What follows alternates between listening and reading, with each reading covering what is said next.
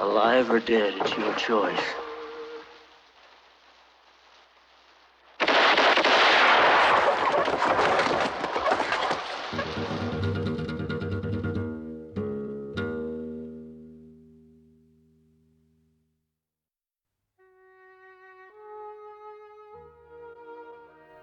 A Fistful of Dollars was the first big screen protagonist I played.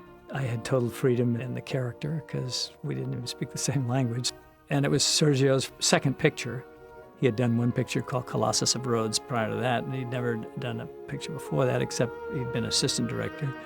And then it was Marconi. I don't know if it was his very first score, but it was certainly one that put him on the map. And so we all kind of jumped out and had decent careers based upon that picture.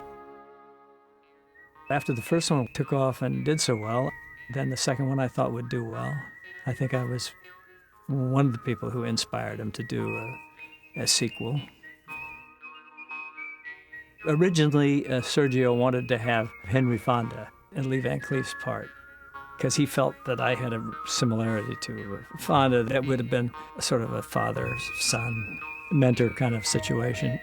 He couldn't get Henry Fonda, and at that time he couldn't get anybody. Nobody knew Sergio, and the dollar pictures hadn't come out and been as effective as they were a few months later than that. So he goes to California and he comes back with Lee Van Cleef. I said, Lee Van Cleef, that's interesting. He always had a great face. And I used to see him around at Universal years ago. He was sort of a well-known character actor, worked quite a bit. Nice guy. He came over there and did the part. I thought it was interesting.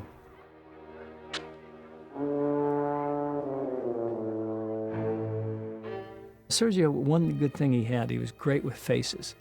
If you notice those films, all those faces, those gypsies he would use to play the Mexican guys in those pictures, he always got really good faces. He was very, very detail-oriented when it came to casting.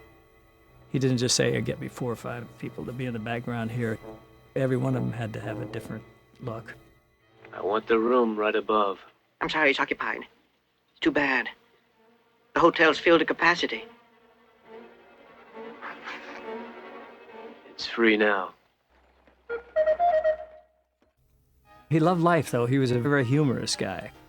And I was told that before I ever worked with him. They said he was a man with a great sense of humor. He loved to tell jokes. He was very, very funny. He loved to laugh, loved to eat.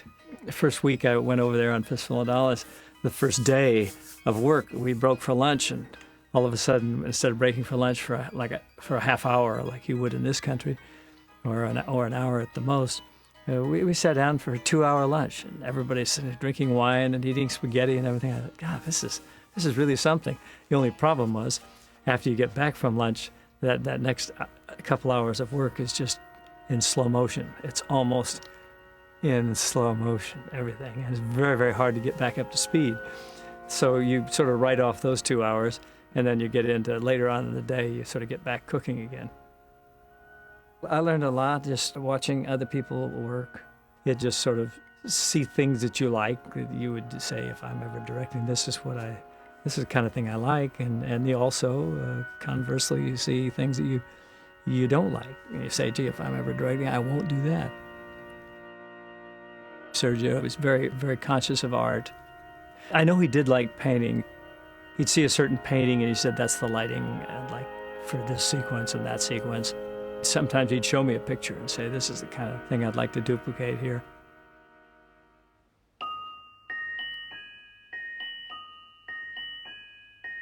Sergio loved long pictures. He loved long sequences and long pictures.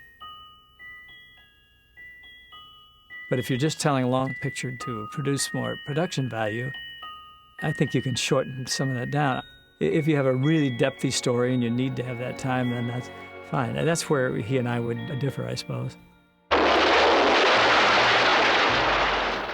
He was a guy who was trying to become much more of a big production type director. He wanted to be David Lean.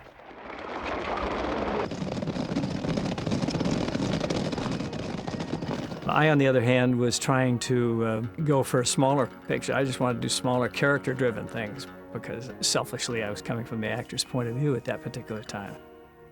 When we were doing Good, Bad, and Ugly, Sergio talked about doing Once Upon a Time in the West. I just thought I'd done enough of that style. I just didn't want to repeat myself too many times. But I thought it was time to come back here in this country and work on some other type projects. And I don't know why. There was no great intellectual strategy. There was just, it just felt that it was time to come back.